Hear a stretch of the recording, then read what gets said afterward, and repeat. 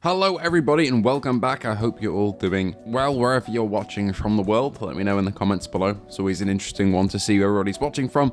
And today we're going over PSVR2 news. A couple of things have happened over the last few days. I've been stuck in playing Battlefield. It's been out for about a day and a half as of recording, and I have played almost 20 hours of the game. It is so good. In that time though, a lot of PSVR2 things have happened, so let's cover them. Before we get into this, only 25% you are subs to the channel, so please feel free to do so. And thank you to our patrons and members. They're all on screen right now. With that being said, let's kick things off with a game that I haven't heard of in a very long time. Almost 10 years ago now, back on the PSVR1, there was a game that supported both Move controllers and the aim controller and was a zombie wave shooter called the Brookhaven Experiment. And I really liked this back in the day, to be honest. It was my first proper zombie wave shooter, and that is all it is. It's a wave shooter with a story that goes along with it. And in today's current market, I don't think it'd do very well on PSVR2. It's quite dated. But I love this game. It has a lot of fun memories for me. I acknowledge that it's not a very good VR game in today's market, but back then I really liked it. And user Elephant Trap asked them in their comments about a possible PSVR2 port because it's getting a Quest port. They said first we see how it does on Quest. If that goes well, we'll take on other ports. Totally agree that OLED True Blacks would be awesome for a game so focused on the flashlight as a key gameplay feature. That's true, it is very flashlight focused. You can get upgrades for your guns, including that and other things. Different zombie types come running at you. Again, it's a dated one, you'd feel the age, but I did quite like it back on PSVR1. Granted, I was like 14, 13 years old at the time, so take that as you will. Next up, Dreams of Another launched on PS5 and PSVR2. Some people like this game, but I'd say like 85% of the coverage that I've seen and the comments that I've seen from people who've played it have not enjoyed it very much, and honestly, I'm in that camp. I did not really get anything out of Dreams of Another. It's freaky looking in different places. It's kind of a chill game, but it doesn't ask as many interesting questions as, say, Paper Beast did, and I really enjoyed that game. And its visual style isn't as good as Paper Beast either. I kind of compare those two a lot, and for me, Dreams of Another just didn't hit the way it needed to. If you played it though, let me know in the comments below how you feel, but I don't think it's been favorably reviewed in the flat space, but in VR it's been absolutely torn apart. We also got a store page for Wallace and Gromit in the Grand Getaway.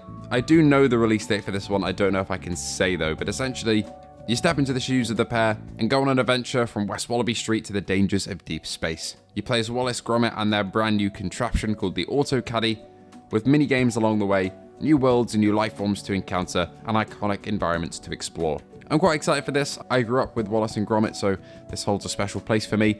I do think though West Wallaby Street would have been more cool to see in VR for the first time if I hadn't already seen it in Walkabout Minigolf, if that makes sense. That game did the environment such justice, but this is still going to be cool, I think, having proper VR interactions around the place, and I think it did fairly well on Quest in terms of how people received it, so looking forward to getting stuck in with that one. Over on the channel Without Parole, of course you all know Brian, the release date for Of Lies and Rain has been revealed. Of Lies and Rain is a futuristic sci-fi game, a little bit like The Matrix meets Half-Life Alyx, to be honest. It came out on other platforms earlier in the year, but the PSVR2 port was nowhere to be seen for a while. But it turns out it's going to be a game that will come to us in November. We have such a stacked November lineup. I'm really excited to make my November games list because there's so much to kind of explore there. And Of Lies and Rain is included in that list now on November 4th. It's coming out for $40, so 25 days from now, we will have Of Lies and Rain on the platform. I really enjoyed this. I ran into a couple of bugs in the demo, but I'm still looking forward to tackling the whole full campaign. It looked great, it played great for the most part, it ran really well, and these guys deserve the support. So looking forward to reviewing that one when we can get our hands on it. VRacer Hoverbike is also now available to wishlist on the PS Store. This is by Impact Reality. You'll probably know them fairly well, and this game is kind of the closest we'll get to Wipeout on PSVR2, I think. With high-speed racing, explosive combat, deep progression, and precision-tuned VR controls with 30 tracks, 7 modes, a full career system, and rich customization. I'm really looking forward to this one. Racing games on PSVR2 are few and far between. That's changing a bit as of recently with Exocars and VRider SBK, so hopefully this will be a great addition to the lineup. We also got a release date for Rush Apex Edition. This is just 2 days after Of Lies and Rain. As it turns out, November 6th is the release date. For $20, you're getting the wingsuiting game for PSVR2. This is by the Binary Mill. They're some of the best devs on the platform. They support the platform loads. They listen to us. The whole reason that Rush VR is coming over is because of the fact that people requested it. You guys requested it and asked for it, and now it is. So we actually have a final release date for that, which is November 6th. I should be able to get hands on with the game earlier than that. They're always pretty good with codes. And I never played this one on PSVR1, so I'm really looking forward to getting stuck in with that. Finally, we do have a game to look forward to this month though, of course. Reach is coming out on October the 15th.